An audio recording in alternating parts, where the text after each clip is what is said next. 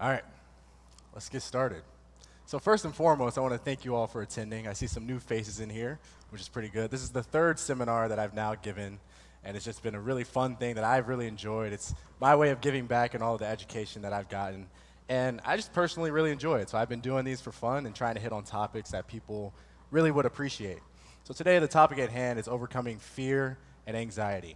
And henceforth, everything that I state to you guys on this topic relies upon one thing, which is whether I am credible or not on this topic.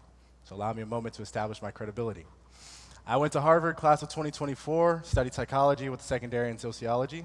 From there, I went directly over to Oxford, where I did my master's in sociology, class of 25. I've had an extensive research background in the social sciences and social behavior at some of the top business schools, including Harvard Business School, Stanford's Business School, Chicago's Business School, Harvard Psychology Department, so forth and so on. I've had an excellent athletic career in football, having won multiple championships at the high school level, at the college level, having played at Harvard, having played overseas at Oxford, becoming one of the first people to receive a full athletic scholarship to the University of Oxford in its 800-year-long history. In addition to this, I've become a global public speaker, having spoken in 5 different countries at conferences, hosting these seminars here in the US. And I have also held many titles such as captain, MVP, player of the championship, won awards at these conferences I've spoken at, so forth and so on. In addition to that, I've launched 2 companies side by side since coming home, which are now both showing very promising success early on. And all of these things that I've accomplished, I was scared to do, every single one of them. And had you told me that I needed to do any one of these things, depending on what time you had told me this, I would have been too terrified to even attempt it. So what is the difference between me when I was too terrified to do any of these things, me when I was scared and I still did them, and me now looking backwards and looking forwards, overcoming things, having no fear to go after the things that I want? Perspective. That's the only difference. Perspective is the difference between someone who is able to accomplish things, overcoming their fears, pushing through their anxieties, and someone who is not. It is quite literally that simple. Oftentimes we search for these grand answers to questions that actually have simple answers, and we want something very complex. Sometimes we have the tendency to do the opposite, and we want simple answers to very complex things. Now, if you know anything about me, you know that I don't do anything that's not fruitful, and that has been my motto. I can see my friend cracking up in the background because I talk about this all the time. I don't like wasting time, and I don't like wasting efforts whatsoever. So if you came here looking for some sort of trick, tip, gimmick, some sort of breathing technique that's going to eliminate your fears immediately, you're probably in the wrong place. No, you are in the wrong place. Hate to break it to you. Actually, you know what? I don't even hate to break it to you. I'm telling you right now, you're in the wrong place. However, if you showed up looking to address the root causes of fear and to get an abstract outline for how to overcome fear, using the techniques and the knowledge that I've accumulated over the years, you are absolutely in the right place. So we're going to talk about our mindsets. Now, if you've been to prior seminars, you know that we've talked about mindset quite a lot. And we realize that our mind is the key to overcoming all of the things and achieving the things that we want out of life. So if we can go to slide 2, please. So as with any realm of human endeavor that has an opposing force, if you want to have any hope of overcoming this opposing force, the first thing you need to do is understand that force. So what is fear? Let's actually start by talking about what fear is not. So fear is not this entity that exists in our physical realm. We can't grab it, can't touch it, can't even see it. However, we can feel it. It is also not a domineering force that can just take control of our lives at will. A lot of times we think of fear as being the boogeyman, as if it can just jump and grab us and then control our actions. And we look at it like it's this puppet master, and we're the puppet, and fear is just controlling everything that we do. And while fear most certainly does have the ability to control and dictate some of your actions, you have to stop viewing it as this thing that can just take you for what it wants you for. It's not quite the case, and we're going to talk about why that is. In addition to that, fear is also not a fixed state. It is something that happens from time to time. It requires an immediate stimulus. It is present-oriented, meaning you feel fear in the present once you are exposed to a stimulus. Now, the one thing is that fear can be stimulated by your thoughts.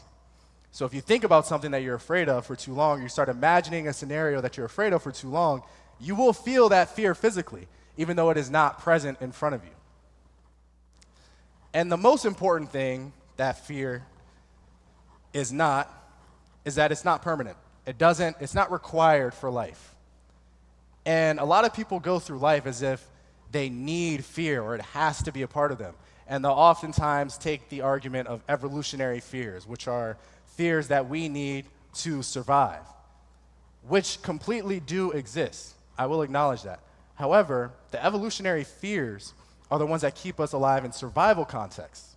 And most people don't really experience those fears, because most people aren't necessarily in these survival sort of scenarios where a lion has entered the room and you have to fight for survival. Most of the fears that people deal with are learned fears. And we're going to talk about those on the next slide, but we won't go there just yet. So when I began to let go of this idea that fear had to be a part of my life, that anxiety had to be a part of my life, I began to start attacking things. I didn't really sit back and wait for the fear to dissipate. I didn't really just think that, oh, it'll go away on its own, or I got to do this breathing technique to get rid of it. No, I just started to attack it. I realized I didn't need it. Oh, you don't actually have to be a part of my life in order to ensure my survival. So I actually don't need you. Okay, well, that's great. Now let's go to slide 3. So then, what actually is fear? Fear is an emotion experienced by individuals. It is the physical representation of the appraisal of a situation. Now, that word appraisal is a very big word here. If you've been attending these seminars, we know we talk about appraisal quite frequently. Appraisal is how you view a situation, which then determines your emotional response. It's the reason why I'm able to stand up here and deliver this speech, whereas someone else would look at the prospect of delivering a speech and be too afraid to do it. Well, my appraisal, my perception of it is quite different. So it's a matter of perspective. And if I were to just boil down this seminar into one thing, I would just say all you need to do is change your perspective. However, it's not necessarily just that simple. So don't worry, I've come here prepared to address all the various topics from all the different angles. Now, in more detail, fear is an action-inducing emotion, meaning it elicits immediate action. We often talk about fight, flight, or freeze in psychology when it comes to fear. You either have the options to fight the fear, fight the stimulus, flight, run away from it, or freeze completely. And what's funny is that freezing is also an action. It's the act of staying still. Now, in addition to that, it's present-oriented, though as I mentioned, it can be triggered by thoughts. Now, you don't necessarily feel fear for something that's already happened. You feel fear for something that you deem as a situation that will happen again in the future. And in psychology, we talk about certain disorders such as PTSD, which I'm not the expert on PTSD, but I will say PTSD stems from the thought that the current or the past situation might happen again, in a nutshell. And most importantly, fear is something that you have complete control over. Complete control. And I think that most people don't realize that you have complete control over your own emotions. They typically think that you only have complete control over positive emotions. However, personally, I don't believe in either positive or negative emotions. Why do I say that? Because there certainly are emotions of positive affect and negative affect within the field of psychology that we study. But the reason why I say I don't believe in positive or negative emotions is because I believe that all emotions have something to offer you. And most people don't want to accept the fact that these so-called negative emotions, anger, sadness, fear, anxiety, could have something positive to offer you. However, what we'll talk about today is the idea of employing these emotions to work for us.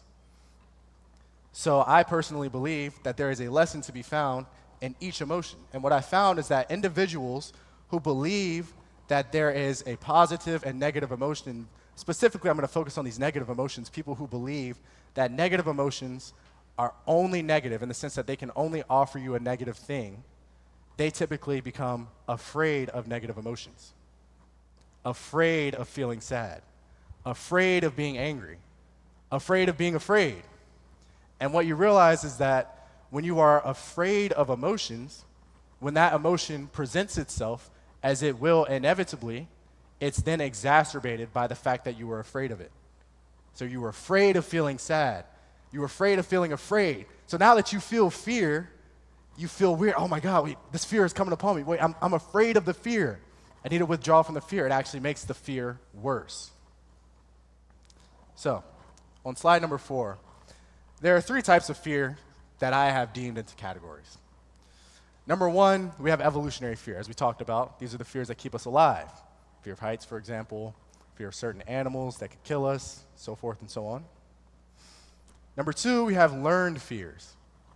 Learned fears is the main category that I'm going to focus on, because learned fears are any fears that we have picked up during our lived experience.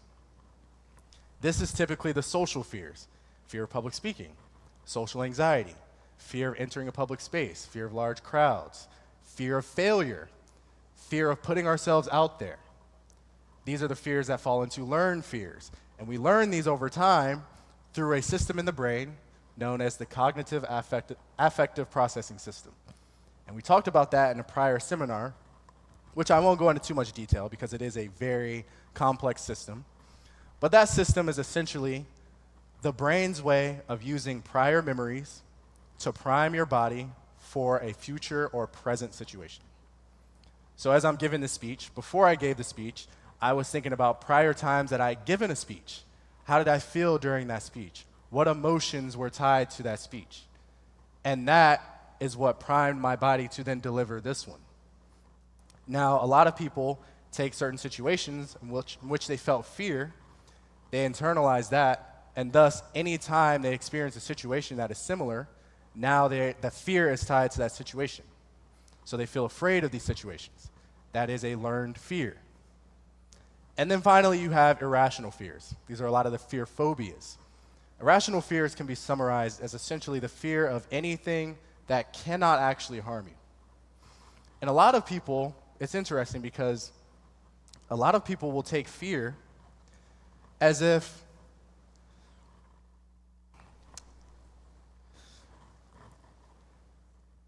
they will take, you know what? I'm going to leave that thought to go to the next one. Slide number 5. This is one of the key things that I want to focus on, which is why you should even overcome fear, because there are right and wrong reasons for overcoming fear. And oftentimes, what I found is that if you don't have the right reason for overcoming fear, you will find yourself in a world of trouble that you didn't want to be in. And the reason for overcoming the fear actually determines your outcome. It lays the path for your trajectory. So what are some wrong motivators for overcoming fear? Negative intentions, vendetta. A lot of people will say, well, you know what? I would do this to get revenge if I wasn't afraid of the consequences. So then if that is your motivation for overcoming your fear in that specific realm, you probably shouldn't overcome it, because you'll probably just bring more negativity into the world. Simple as that sounds. Same with vendetta. But then why is freedom on there? After all, don't we all want to feel free? Is that not one of the goals in life? Well, I want to feel free. I want to feel free of these chains of fear that are holding me back. Well, that's interesting because most people conflate freedom and fear with caring. They summarize fear as caring too much. And since we live in a world where people desire things to be black and white, they want simple answers, as we mentioned earlier. They want a yes or a no. They want a simple statement to live by. So they think that the options are either you care too much or you don't care at all. And those aren't the only options. And what I found is that individuals who have conflated this idea of freedom with the idea of not caring at all find themselves in situations that they don't want to be in. Now, why is that? I'll give you an example. I've seen people who've had fears of, again, I'll use the example of public speaking. And they want to overcome this fear, and their motivation is, you know what, I just want to become free. I just don't want to care what people have to think anymore. I don't want to care what people have to say about me. I don't care at all what anybody says about me. And they use that motivation. Now, the problem is, I've seen some people who truly don't care what anybody thinks. And they stand on the stage, and they've been disrespectful to the crowd. Their stage presence is terrible. They're not engaging. They truly do not care. Now, the trap that you don't want to fall into is conflating care We're conflating fear with respect because you're supposed to respect these things. Any fear that you're overcoming should be replaced with a sense of respect. For example, I have a good friend, travels the world doing global wildlife conservation, tackles some of the most dangerous animals on the planet, educates people about them. He's been all over the world. And when I talk to him about these dangerous animals, some of them are venomous, some of them are just outright scary, large, very dangerous. I say, well, are you scared of them? And he'll be the first to tell you, well, no, I'm not scared at all. But I do respect them. I understand that if I truly didn't care, I'd be dead. And he'll tell you, if he really didn't care, he'd be dead by now. But he respects these animals. So when he approaches them out of caution, out of respect, but it's not fear. And the reason why it's not fear is because fear elicits withdrawal, as we mentioned earlier. So when you are afraid of something, you withdraw from it. However, when you've overcome that fear, it's replaced by a sense of reverence. I used to be deathly terrified of public speaking. However, now I never replace my fear of public speaking with the idea of not caring. I never replaced the fear with apathy. I replaced it with a sense of respect, respect for the stage, respect for the audience, for the people who've shown up to hear what I have to say. I respect each and every one of you. However, I'm not afraid to stand up here and deliver the speech. And there is a difference between the two, and you absolutely have to understand that difference before you undergo the journey of overcoming fear. So then what are some positive motivators for overcoming fear? Purpose, calling, self-realization. And what I found is that these are the things that will actually keep you going in the journey of overcoming fear. Because when you overcome fear, you are then presented essentially with a gift. Look at it like this. You attack the fear, you defeat it, and it then offers you a gift. What is that gift? It's the ability to do the thing that you were once afraid of. So then what is the question? What am I going to do with this gift that I've now been given? And most people don't think about that part. They just think about overcoming the fear. All they want to do is feel free from this fear. However, when you begin to think about, well, what am I actually overcoming this fear for?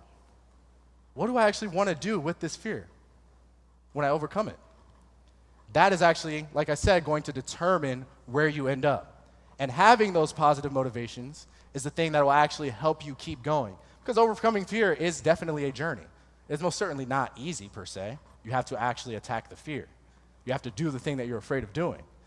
And if you don't have true desires, true purpose, true calling, true desire for self-realization that is fueling you, then it's going to be incredibly difficult to traverse that tunnel and see the light at the end of the tunnel.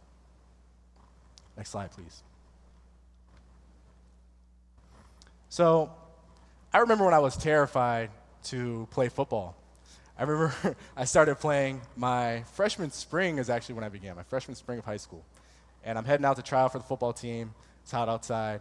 Everyone's much bigger, much stronger than I am. I had barely been lifting weights for about maybe 2 months at that point. And I am as scared as you can possibly be scared. Like, legs are actually shaking. I thought I was going to die on the field.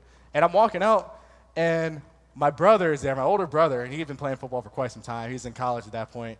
And he walks up to me, he gives me a sandwich to eat before practice. Gave it to me way too late because I'm already walking to practice. So I'm for sure going to throw this up. And he tells me some stupid quote. It's like, yeah, man, the strength of the wolf is with the pack. Go get him. Like, what does that mean? Like, that didn't help me at all. Like, I'm still scared. I show up to the practice. The footballs are whizzing by me. People are whizzing by me during the warm-ups. I don't know what's going on. And the whole time, I was terrified. So I was withdrawn from the drills. I had to watch 15 people go before I felt comfortable enough to actually go. I had to, be the last person to get water. I was the last person to ask a question. Definitely didn't want to ask a question. You don't want to ask a question on your first day of practice. No. That's not what you do. So I was scared of all of these things. And it's not just simply the fact that I continued to play that allowed me to overcome the fear. It was actually attacking what the fear truly was. It was the fact that I, for a reason I couldn't explain, felt an innate desire, an innate calling, an innate purpose to play the sport. That is the only thing that allowed me to continue through the fear, showing up every day, getting hit by guys twice my size, getting beat up, going home bruised, being in so much pain, being embarrassed by the people because I'm the scrub on the field. The only thing that kept me from being more afraid, because arguably you could say that all the evidence was pointing towards me withdrawing from it. All the evidence is saying, hey man, you're really not good at this sport. You should probably just quit. And it's scary. You should probably just quit. However, the only thing that kept me going was the fact that I felt true purpose within the sport. So I continued to play. Next thing I know, I have 19 Division I offers. I'm headed off to play at Harvard. I'm one of the best players in my school's history. So the only way that you can get through is by actually having true purpose. Thank you. So then, going to slide 6, which we're on right now, the moment that we've all been waiting for, I've been hyping it up for so much. How do you actually overcome fear? Well, the only way to truly overcome fear is to actually attack the fear. Like, I hate to break it to you, that's it. So at some point, you're actually going to have to approach the fear, the fearful task, and do it. What I found is that most people want to wait until the fear dissipates before they actually try something. Well, once the fear is gone, dude, once I overcome this fear, like, then I'll actually start doing it. And that's just not how it works. To make that very plain and very simple, if I were to show up for a football team, for a football game, and I'm with my team, and I really want to beat this team that we're about to play, I don't say, all right, well, you know what, guys, we're going to wait for that team to leave, and then we're going to take the field, and we're going to play the game. It's not how, you can't win the game that way. So therefore, you cannot overcome fear without actually attacking the fear itself when you feel it. So that's the first thing that you have to go ahead and set your mind towards. But as with any emotion, every emotion must be conquered by another emotion. And the number one emotion that is able to conquer fear is anger. So I'm going to talk to you all about why you should be angry. Now, as I mentioned earlier, I don't believe in negative emotions. So what do I mean when I'm saying, oh, you should be angry? Because I'm getting some weird looks already. I haven't even explained quite what I meant. What do I mean by you should be angry? Well, I'll tell you. The number one thing people look for when they want to overcome fear is motivation. I want to feel motivated to overcome this fear. Now, the problem with motivation as an emotion is that it's future-oriented, and it stems from the idea of a future situation, of a future potential outcome that has not yet come into fruition.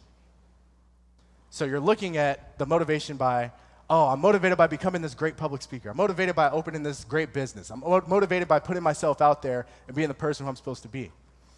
However, what you should really look at is the fact of what you've already lost, and that's what triggers anger. So why is anger so important? Anger elicits immediate action. And anger is past-oriented. Anger derives from a situation that has already happened in which something has been taken from you. So let me give you an example. I talked about my fear of public speaking. But I don't think you guys quite know how afraid I was of public speaking. So let me explain this. My sophomore year of college at Harvard, I'm studying psychology. I'm super excited about it. I just got into the field. And I show up to one of the classes. I was excited for the class. And it's one of those classes where you type in online some responses to some questions of the things that you read and the videos that you watched. And then you come into the lecture. So I'm there for the lecture, first day of class. Super excited. I sit down, giant lecture hall, about 300 people in there. And the professor goes through the lecture, and then she chooses 2 of these random responses. And then she asks the people who she chose to talk about their response in front of all 300 people. And then she made it clear that she was going to cold call in that class at random for the entire semester. And the amount of fear that I felt in that present moment was so great that when I got back home, I sent an email, made up some dumb excuse, and told the professor that I wasn't going to make it to class. I had to do the whole thing online, and I didn't show up again for the entire semester.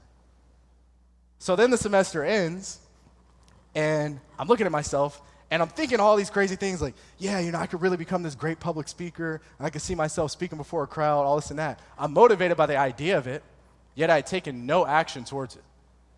So then I started looking back at all of these opportunities that I had to speak in the class, because not only was it the cold calling, you also had the opportunity to speak during the class, raise your hand and talk.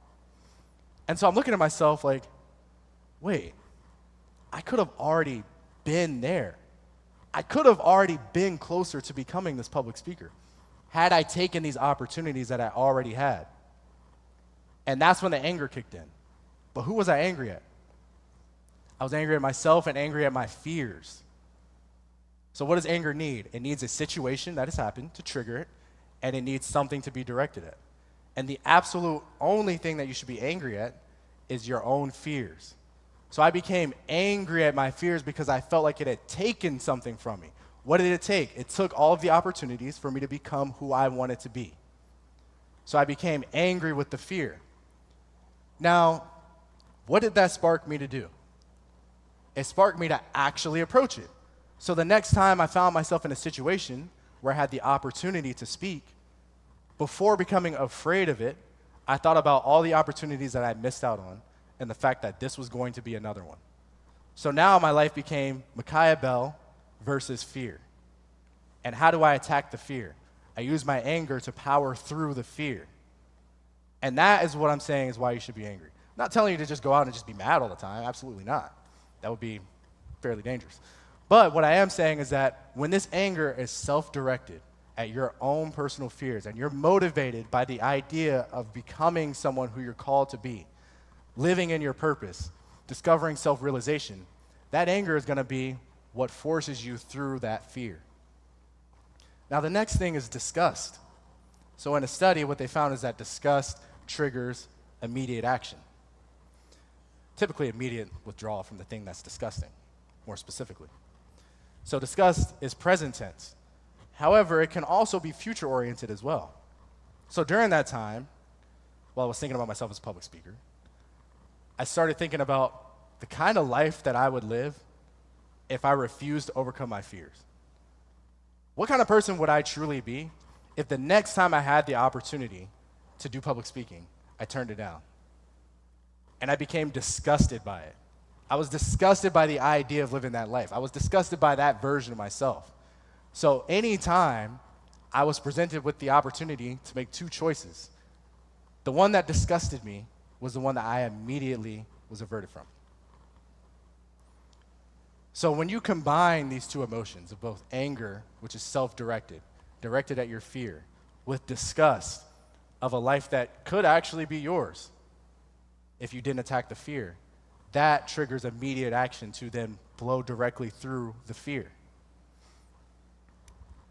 So the reason why this is so important is because, as I said, most people think that these emotions that are typically labeled as negative can't actually teach us anything, or they can't be useful. However, the thing is, they're immensely useful. The anger was incredibly useful. I felt anger during my time when I was playing football. Angry at myself for not progressing as fast enough. Angry at myself for feeling these fears and letting that hold me back. And that actually prompted me to become a better football player. So, moving to slide 7. What I would say is the most important thing is how you actually design your life to overcome fears. So at the end of that semester, when I was afraid of public speaking, I became angry, became disgusted in myself, and what I decided was that the next thing I was going to do is design a life in which I had absolutely no choice but to face the fear. And I tell people this all the time. Overcoming fear is a perishable skill. If you attack the thing that makes you afraid for some time, you'll overcome the fear, most certainly. But then if you withdraw from it for an extended amount of time, that fear will then return. So I tell people, you have to consistently put yourself in these scenarios that expose you to the fear that you're feeling. Now, that's why I also say this should be combined with purpose, self-realization, and calling. Because if you don't have these three things, it's going to be very difficult to design a life in which you are being exposed to the fear. And it's just going to be difficult to do it in general, because why are you doing it in the first place if it's not going to become a part of your life? So the fact that I knew I wanted to be a better public speaker, I wanted to speak, I felt like that was at least part of my journey in life. I started to design my life in a way that required me to face the fear of public speaking. So what did I do? That upcoming semester, I signed up for only courses that required public speaking as part of the grade. So the only courses I was taking required me to show up in person and talk. And if you didn't do that, you absolutely failed. There was no emailing out of this one. So I knew going in, all right, well, I kind of burned all the boats. There's just no way of making it back. So my options are face the fear or fail. And I absolutely just wasn't going to fail out of Harvard. There was no chance. So those were my two options. So it became very clear that I really only had one option. So my life was then designed in a way that forced me towards that fear, forced me to then overcome that fear. Now, what I will tell people is this. I don't look at fear as something that you will get rid of entirely for the rest of your life. And if you're looking for that, then that's not necessarily what you should be looking for, because you're going to feel afraid to do certain things regardless. And if you're really on the track of ascension in your calling, each step should offer you some bit of fear, because it should be a bit scarier than the last one. So me speaking at these conferences, I would say wasn't as scary as me hosting these seminars, because these are all me. Everything that I present, I have to come up with, I got to organize the time, I got to do everything to make it happen. And I'm very fortunate to have a great team of people who support and help these things come together, because it does take some of the fear off my back that I have support, and I have people who show up and support me. Now, that being said, people are looking to become this person who doesn't feel any fear when you have a task. And I don't look at it like that, because I got up here today and I was nervous, felt a little bit of fear. It was totally fine. The only thing that I really focus on is the fact that regardless of the fear, I still do the thing that I intended to do. And that's a quote that I've been saying since the first seminar I hosted.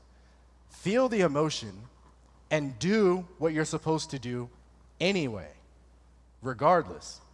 The only true way to actually ensure that you do that is if you are motivated by the idea of purpose and calling. And if you are using this anger and disgust that we talked about to fuel you to go through your fears. So the next thing I did was I started to track my data within the field. So in public speaking, I started to track, how am I as a public speaker? How am I progressing? And I would talk to people. What did you think about the speech I gave? What did you think about how I sounded when I spoke today? What I found, especially within these social fears, is that a lot of times people aren't necessarily afraid of the thing itself. They're afraid of looking afraid. So a lot of public speakers aren't even afraid of speaking. They're afraid of looking afraid while they speak. So then I started asking people, well, hey, did I look nervous when I was speaking there? Did I look scared when I was talking? Like, no, man, you look normal. I'd ask people I didn't even know. I'd ask my friends. That's a wide variety of people. And to me, that was tracking my own data. When I was in football, when I was trying to overcome my fears, I would track the data. What is my performance like? How am I performing better? How am I progressing as an athlete? That helped decrease the fears that I had, because I can see the consistent progression, and I can see the areas that I need to work on. Now, the honest truth is that the life you truly want requires you to go through fear. It requires you to do that. And if there are two doors presented in front of you, and one of them holds everything that you want out of life, and the other one holds everything that you don't want out of life, one of them is guarded by fear. However, you do have the ability to move the fear. So for me, I'm more afraid of living the life that I don't want to live. I'm more afraid of living a life in which I'm not public speaking, in which I'm not going after things, which I'm not doing things that are risky and ambitious and trying to accomplish things in life. That scares me more now. It used to be the case that going after the things that I wanted scared me more. What are these people going to say? What are they going to think? How are they going to perceive me? I had to give that up. I had to start going through my fear using my anger and using my disgust. I became disgusted by the life I didn't want. That's all I needed. It's disgusting. I hate that guy. So I'm not going to become him. Now, the next thing I'll tell you to do is to learn about your fears. And this typically works a lot for, I would say, a lot of the evolutionary fears. And we'll take, for example, fear of flying. I always say, don't go into the spiral of negative confirmation bias. What is negative confirmation bias? It's when you are intentionally searching things, or subconsciously searching things that confirm negative perceptions you already have. I went on a flight one time, and I sat next to this lady, and we get to chatting, and I just asked her if she was nervous. And she said, yeah, well, you know, it's like planes are crashing all the time. It's just always scary. It's always something crazy happening. And I said, really? Like, you believe that? Like, actually? Because the news would have you believe that. Why? Because planes that land safely don't make the news. The only planes that make the news are the ones that crash. So if you're consistently looking at the negative, you're going to think it's happening way more than it actually is. So it's only when I began to look into planes. Well, how do they operate? What are the engine systems? Oh, they have all these backup engines. They have all these protocols in case something goes wrong. Oh, all these planes fly every single day and none of them crash? Oh, so you're telling me my chances of dying in a car crash are minuscule compared to my chances of dying on the drive home? And I'm more afraid of flying in the plane than driving home? That just doesn't make any sense. Now it's irrational. Now it's an irrational fear. And once it became an irrational fear to me, I chose to let it go. So avoid the negative confirmation bias. Now, going on to slide 8. Now we're going to shift topics a bit into understanding anxiety. And the reason why I spent so much time on fear and not as much on anxiety is because anxiety actually has a much simpler cure, even though it's more pervasive. I would say more people probably deal, especially in the young generation, my generation, generation below me, more people deal with anxiety than they do with just typical fear. So in the same way, let's understand what anxiety actually is, starting by what it is not. For most people, it's not a condition. And that might feel like a heavy statement, but it's absolutely true. For most people, it is not a condition. Because like I said, people want to conflate feeling something and not feeling anything at all. They think that those are the only two options. They think that your life, you should never experience anxiety. And I dropped that mindset because it's just not realistic. There's always going to be a scenario in which you feel some sort of anxiety. But I personally believe that every emotion has something to teach you. It is also not an identity, nor is it an abnormality. Many people strive for an identity. They want to label themselves as something. They want to be labeled as something because it gives them some sense of comfort. And to even talk about comfort a bit, I want to go back, before we go even any further, I want to go back to talking about fear, because I forgot to mention this point. All emotions, especially these negative emotions, have the ability to present themselves as whatever they need to be in order to continue to be in your life. And the number one thing that fear will present itself as is comfort. Fear makes people feel comfortable. Why is that the case? It presents itself as comfort, telling you you're okay where you are right now. You don't actually need to go and face your fear. Oh, I didn't go to give that speech not because I was afraid to do it, because I'm just comfortable and the speech is already gave. I'm just comfortable. I didn't go after that promotion at the job, not because I'm afraid to fail and not get it, but because I'm comfortable with where I am right now. I chose not to start my business, not because I'm afraid to start a business. No, definitely not that. But because I'm just comfortable with the income right now. I don't really need to quit my job and start my business. And most people will truly believe that. And maybe that is the case for some people. In some scenarios, that comfortability actually doesn't stem from fear. But in most scenarios, what I found is that when you ask somebody why enough, eventually they'll tell you it's because they're afraid. And that fear had the ability to morph itself into comfort. It has made you comfortable. Now then, what does anxiety morph itself into to stay a part of your life? Identity. Oh no, you're just an anxious person. Imagine the anxiety talking to you. It's telling you, I want to be a part of your life forever. So you are an anxious person. You have anxiety. That's just what you are, right? And it wants you to truly believe that because that's how it stays a part of your life, by becoming a part of you. And I've heard so many people say this, oh, well, I'm just an anxious person. That's just me naturally. And I believe it's absolutely not true. And what I truly believe in is employing those anxieties to work for you. Now, what do I mean by that? When I was younger, I'd have some anxieties about social settings. Felt like people wouldn't perceive me very well, felt like I wasn't very interesting, didn't have very many things to talk about. And I would go to these social events and they go okay, but most of the time it ended up confirming that anxiety. Oh, I don't have that much to talk about, I'm not that interesting. So that anxiety began to increase. So what did I do to combat that? At some point I just started to listen to it. Am I not interesting? Well, maybe I actually am not that interesting. Maybe it's not because I'm just not an interesting person. It could be that.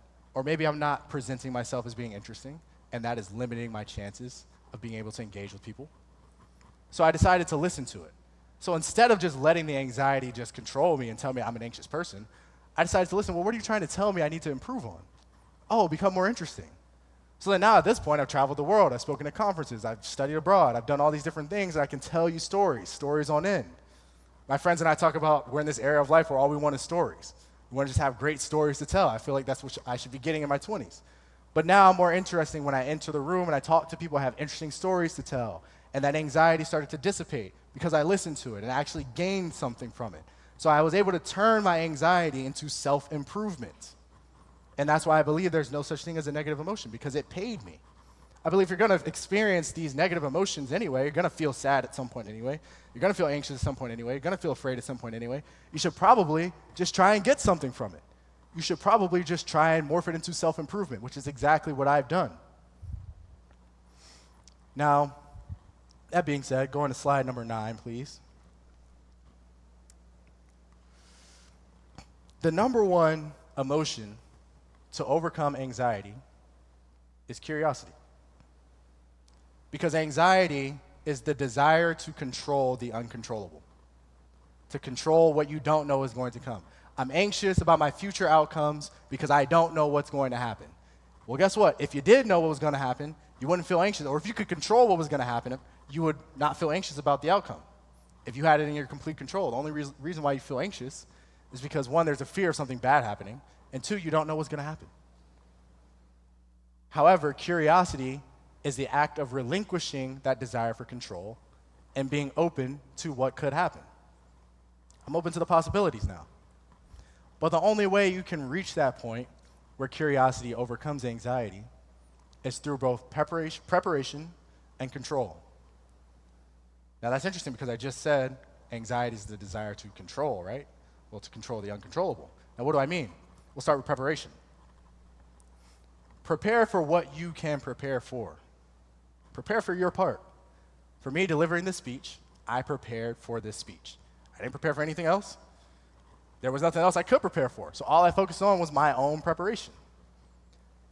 And then control. Control what you can control, especially reasonably. We talk about this in sports all the time. Control what you can control. When I was on the football field, I couldn't control my 10 other teammates. I could only control if I did my assignment. So there was no point in me feeling anxious about whether my teammates were going to get their assignments done. The only thing I can control is my assignment. So if I've controlled what I could control and I'm prepared for my part, the only thing left to be is curious about what the outcome is going to be. I experience social anxiety. I just don't know how they're going to perceive me. Well, you know what? Have I prepared? Yeah, I prepared. You know, I'm an interesting person. I got stories. Have I controlled what I can control? Yeah, I did. I put on a nice outfit. I'm going to present myself well. Great. Well, let's just be curious about what's going to happen. Let's be curious about how they're going to perceive us. Oh, I'm anxious about what the next step in life is going to be. Well, you know what? When I was graduating from Oxford, I had no clue what I was going to do next. And it's interesting because what I found is during that time is that whatever outcome is going to happen is the best possible outcome that could happen because it's the one that's going to happen to you and your story. So that makes it the best one. What does that actually mean? Because that's a heavy statement to just say. Put it to you in perspective. When I was being recruited out of high school, we'll start there. I've opened up more about this in recent times, but I didn't talk about this very much when I was younger. I only wanted to go to an SEC school. That was it. That's all I wanted to do. I wanted to play SEC football. End of story. I didn't care about the Ivy Leagues, though I had offers from 7 of them. I didn't care about the other 12 D1 schools I had. Didn't care at all. I only wanted to play in the SEC. And I never got the opportunity. Never got an offer from SEC school. So then I got to Harvard, made good use of it. Still wanted to go to the SEC, this time as a grad transfer. Didn't make it, yet again. Had other D1 offers, didn't make it this time. And this time it hurt more because I knew it was final. I knew this was the last opportunity I would have had to do it. So it hurt more. So I'm sitting here thinking, well, what's going to happen? High school me is thinking, well, you know what? I don't really know. I feel like I failed. I feel like I failed in what I set out to do. College me, feel like I failed in what I set out to do. I end up going to Oxford, end up going to Harvard coming out of high school. And during that time, the abstract lesson that I learned is that looking back on it, I was able to turn those experiences, although they were great, into the best possible outcome for me. And now where I stand right now is the best place I could possibly stand because I made the most of the opportunities that I did have. And that's what I chose to focus on. Now, people say to me all the time, they're like, well, if you had gone to the SEC school, you probably wouldn't be happy because, look where you are now. And I kind of laughed at that statement, and I thought about it more, and I thought to myself, well, I probably would be happy. I actually can stand on the fact that I most certainly would have been happy because that's exactly what I did want to do. So it feels really good to set out to do something, and then you end up actually doing it. So I actually would have felt great doing it. And you know what? In that scenario, it would have been the best possible outcome because it's the one that happened for me had I chosen to go. So in these situations where you're anxious about the outcome being what you want it to be, just be curious about what the outcome is going to be. Because whatever the outcome is going to be is actually going to be the best one in your story. Because a story is defined by how it ends, not by just what happens during it. And the people who understand this sooner than later are the ones who make the most of every single opportunity. What I was deeming as a failure in my football career, in the schools I went to, speaking football-wise, was the biggest success to someone else. Then again, it's just a matter of perspective. That's all it is. So in these situations, all you have to do is change your perspective on it. This is the best outcome for me. This is the best thing for me to be doing because it's the situation that I'm in. And therefore, I get lessons from it. It might not have been what I wanted. However, I get lessons from it. It might not have been what I expected. However, I'm choosing to get lessons from it. If you're going to go through the situation anyway, if you're going to be in the position anyway, why not get the lessons from it? Why not? And that's truly how you overcome anxiety. So on the final slide, slide 10, we'll do a quick summary, what we learned today. So for overcoming fear, employing self-directed anger towards your fear is the number one emotion for overcoming fear, for powering through that fear. This anger then, when combined with disgust, triggers immediate action for you to avoid the life that you don't want and give you enough courage to push through the fear that is then standing guard in front of what you do actually want. For overcoming anxiety, relinquishing that desire to control the uncontrollable and replacing it with curiosity for what could happen is the best possible approach. Prepare for what you can prepare for, control what you can control, and be curious about what's going to happen. And remember, your story, so long as you're alive, is still being written. It's defined by how it ends. It will be quantified by how you've made the most of everything that you've done in life. And that truly is it. Thank you.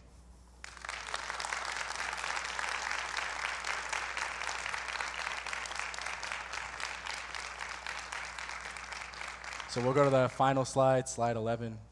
My socials are on there if you guys want to follow me. I do upload these seminars on my YouTube if you guys want to go back and watch it and kind of study the little parts that I talked about. And this is my favorite part of the seminar. And it's funny, I was just joking with somebody about it because, well, actually, I'll tell you, I do public speaking coaching now. So I have a couple clients who I coach on public speaking. And I was telling them how Q&A is my favorite part of giving a speech. And they were like, how is that your favorite part? That's the scariest part. And I have some friends who tell me, like, yeah, this is the most scary part. I'm always so nervous for you. And I love it because I feel like this is the part where I can actually answer questions that people have that will truly help them in their journeys to becoming better versions of themselves. So that being said, Q&A time. If you guys have questions, ask me anything. We have some mics going around. Got one right here.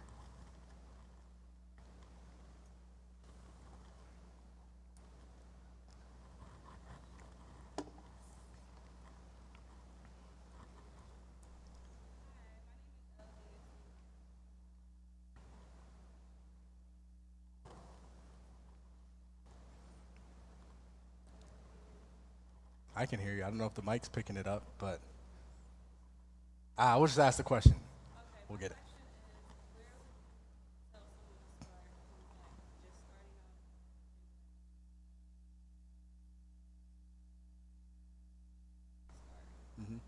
Yeah, great question. I find that moving to a new place is packed with all sorts of fears. I've done this. I moved to the UK. That was a little bit different, you could say, because I was going to university, so there were already people around my age. I'd say the number one thing to do is to start by understanding what your hobbies are. What do you enjoy doing? Because that's going to be the most natural thing for you to talk about with people. That gives you the most natural place to go out and meet people. whether it's writing. For me, it's going to the gym, so I'll join a gym at a new place and meet people there. Maybe you have a sport that you like, or maybe you like doing online things, so forth and so on, finding a community around the people that you actually enjoy.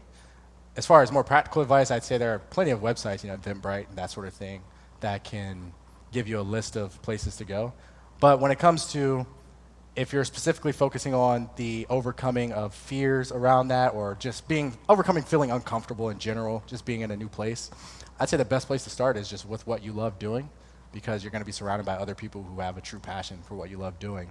And it's easy to make conversation with those people and connect with those people because there's already common ground there.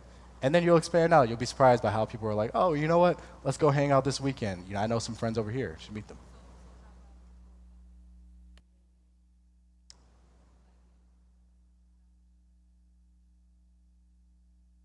Events that require you to public speak? Oh, yes. Well, my client also asked me that, and I typically host my own seminars, and the other speaking experience I've had have come from conferences I've been invited to. I know that Toastmasters quite often hosts these open mic nights where you can go and speak. I'll say, when it comes to just public speaking in general, I think that people tend to downplay the simple drills. It becomes all about the flash, whether you're giving more speeches, and I'd say that one of the best places to start is just by giving a speech in front of your friends. Can you give a 20-minute speech in front of your friends? Can you get 3-4 friends to sit down, maybe in person, maybe over a Zoom call, and deliver a speech to them? And then talk to people about speaking. You'd be very surprised how that ends up growing your network. I talk to random people in the gym about me giving a speech. I'll just walk up and be like, hey, I hosted a seminar. Do you want to watch it? Or do you want to come? And they'll be like, sure. Like, yeah, they feel forced to be there, and they're sitting there uncomfortable, and they're like, nah, it ends up being great. But just talk to people and just be more social and be more outgoing in that. It is nerve-wracking, but what you find is when you do stuff like that, it never really turns out bad. Always people are like, oh, well, they're just going to turn me down and be rude and disrespectful. And that happens maybe 0.1% of the time. So, yep, of course.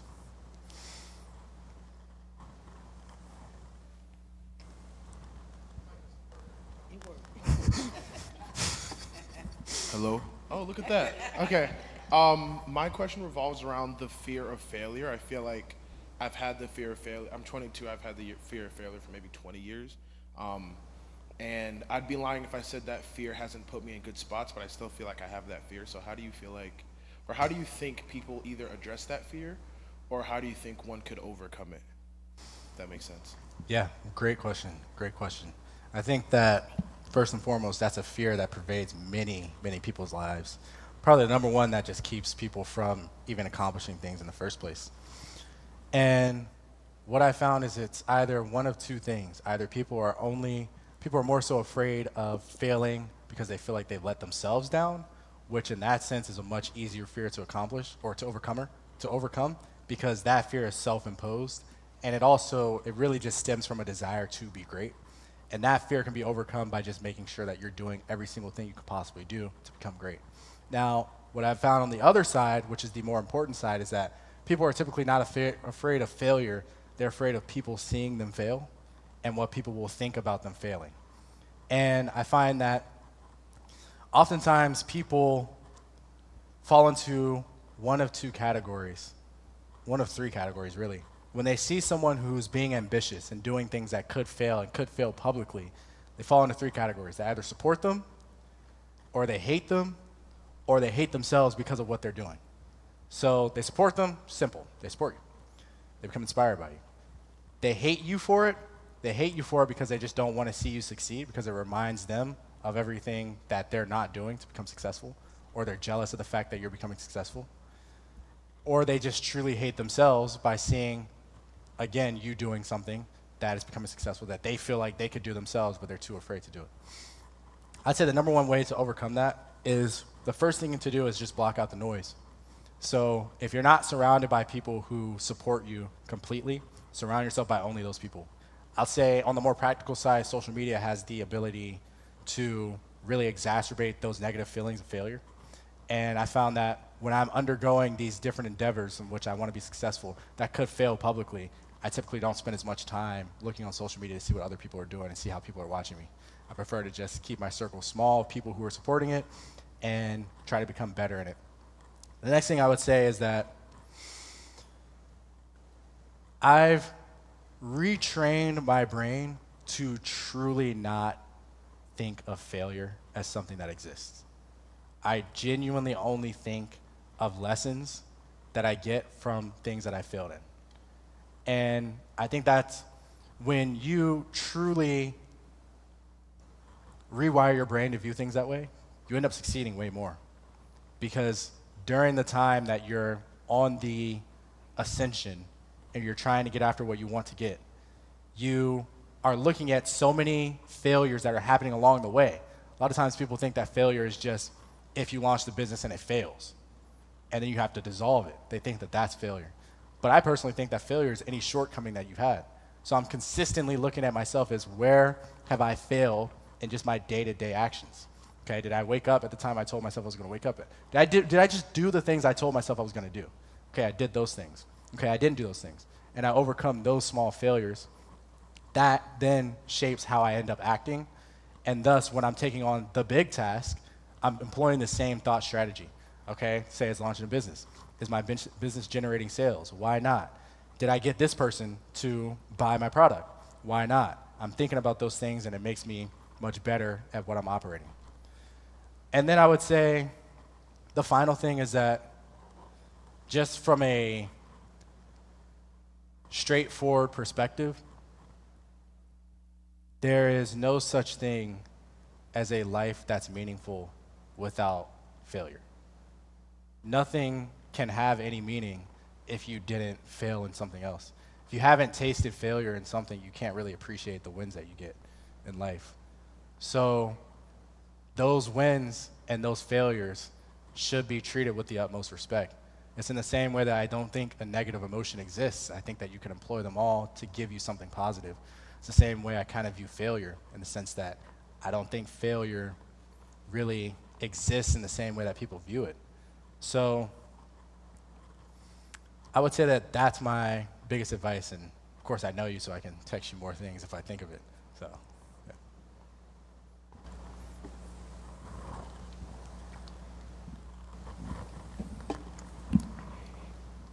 When you start ascending to the position that you dream of getting to, and you start seeing that people in your life that you grew up with are no longer the people that needs to be there, how do you have that conversation after the fact of you ascending or you starting to do the thing? Mm-hmm. That's a great question. It's a heavy one. I think, give me a minute, I'm gonna think about that. Give you an actual legitimate response.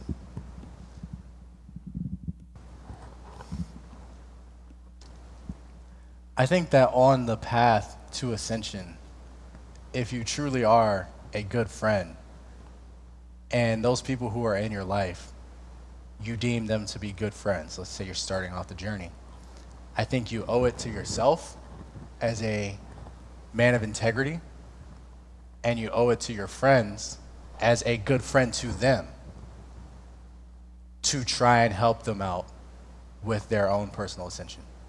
And I find that when you define the ascension as just being the accumulation of wealth, the accumulation of trophies, the accumulation of the physical manifestation of things, that's a narrow-sighted mindset. Because I think that most of the things that matter in life stem from the abstract, the amount of discipline that you have, your ability to lead, your ability to say no to things that aren't going to make you better, your ability to do the things that you said you were going to do, to make your word your bond, to hold yourself to a high standard.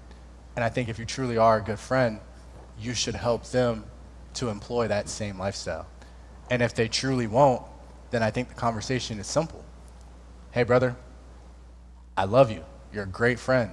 I really appreciate you. But I unfortunately just can't surround myself by people who are no longer going to employ the amount of discipline that I'm holding myself to. And it's no standard that I don't hold myself to. So if you're not going to hold yourself to that same standard, I really appreciate you. I'll be here if you need me. I'll help you move out your house if you need it. But aside from that, I don't think that we can be as close as we have been before. And that's a tough conversation to have. And oftentimes that ends up saving more friendships than ruining them. Because a lot of people, if they truly are good friends, if he's a good man, she's a good woman, and they have good levels of morality and respect for you as a friend, then they will accept that coming from their friend. And if they won't accept it from you, they probably won't accept it from anyone, which means that they're probably just not a very disciplined person or not a person that you should be around in the first place. So, and then I'd say on the physical side of those accumulations of trophies and wealth and so forth and so on, I don't know that I have an answer for that entirely, at least not yet. That's something that I'll just have to think about more and probably read more literature on, hear from people who have done that and experienced that. But I will say on the discipline side, on the side of just being a good person, the only people that I have around me are people who employ elite levels of discipline. Period. End of story. I will not spend significant amounts of time with people who aren't doing that or who aren't at least showing me that they want to become better. And when I say showing me, I don't mean talking. I mean they are actually doing it. And they're admitting their faults when they're wrong. And those are the kind of friends that I personally like. And that's the kind of life that I built. So I'd say you just got to become okay with living a life that could be more lonely than others. Because quantity and quality, you can have both, but it's very difficult to have both. And I personally prefer quality. I think it's better to be completely alone than to be in the presence of people who are bringing down your own personal goals and your own personal path towards achievement.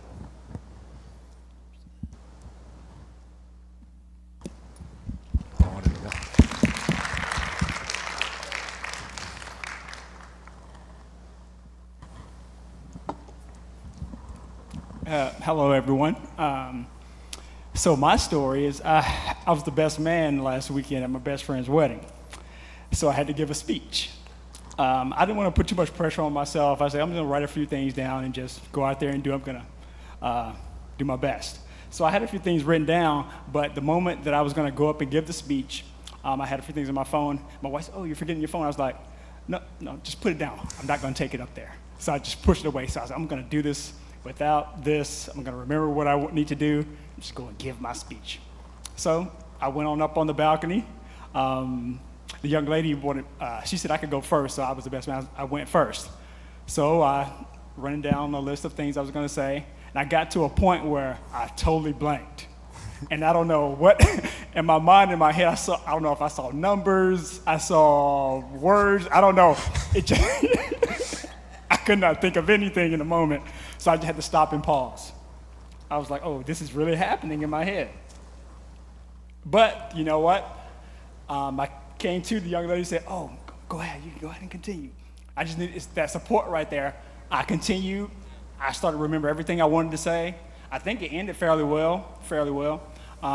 But it was that, like you said, it was like an anger or disgust in my mind, like, oh, this actually happened, you know. But I continued. It went well towards the end, standing ovation, and it was done with. That was my story last weekend.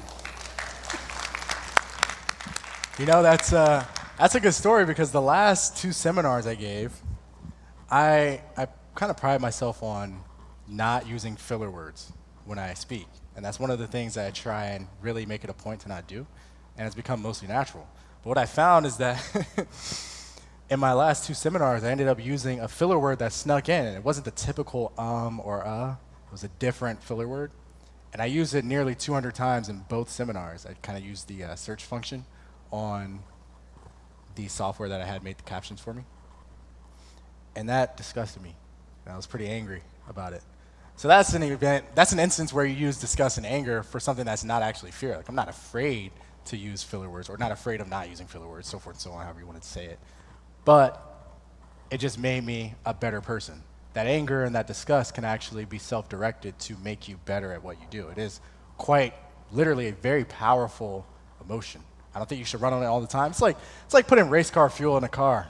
It can really make you go very far, but it can blow up your engine if you're using it for too much or for too long. It's a good analogy. No one down here?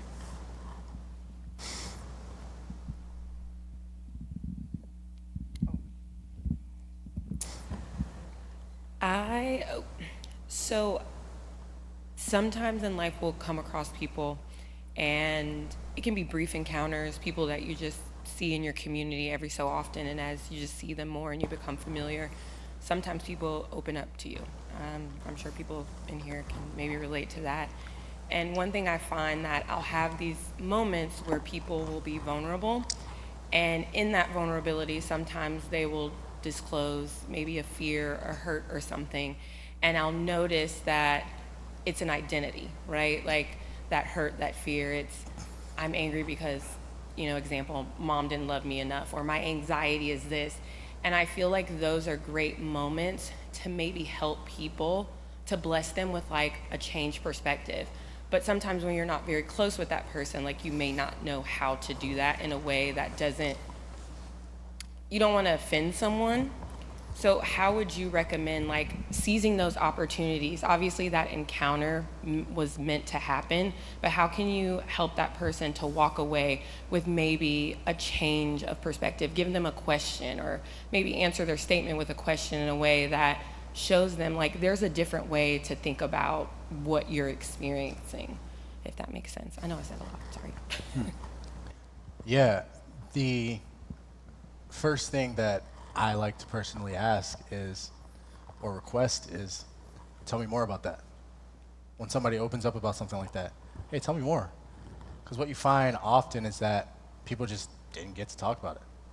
And what you find a lot of times is for children, I'm not the expert on raising children, I haven't done it. So to all the parents, I'm not, I'm not speaking from a place of authority here per se. But what we found in the psychology is that for raising children, a lot of times children who didn't get to speak about certain things just want the opportunity to talk about it. So when they're talking about, oh, I'm angry because my mom didn't listen to me, or I'm angry because this happened when I was a child, they just want the opportunity to talk about it, but not necessarily just to anyone. They want to have the perception that people in the world who do not necessarily know them on that personal level, on that deep level, care about what's going on. I would say the other thing that you can do is offer perspective. I kind of oftentimes when I hear stories of people who are experiencing, say, anxiety or anything of the like, I typically talk about my experience with it. Oh yeah, I understand that completely. Let me tell you a story. Talk about my experience. Then I talk about what I've learned through my journey of overcoming it. And I think that a lot of people need to know that it is possible to overcome something. And I think there's a careful way to do it so that you're not minimizing someone's experience, because I think the last thing somebody wants is to open up about their experience and then have it completely minimized. Oh, dude, you don't struggle with anxiety at all. What are you talking about? Like, anxiety's not real. And then you walk away. It's like, okay, well, I feel the anxiety. Like, that just didn't help me. But you tell them, oh, tell me more about that. They tell you more about that, and you're like, dude, I understand that completely. Let me tell you about how I was dealing with that just last week. And you tell them a story, and then you send them with some sort of mindset reframing technique, something that I talked about today, that will help them out a little bit. And I think that level of connection is probably the number one thing that can really do it for you. And I think if people are opening up to you, then it's giving you an opportunity to impart into their lives in some way, shape, or form.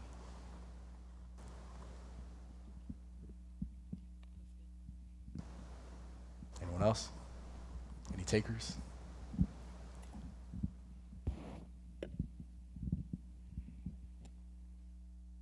All right. Well, thank you all for coming. Really appreciate it.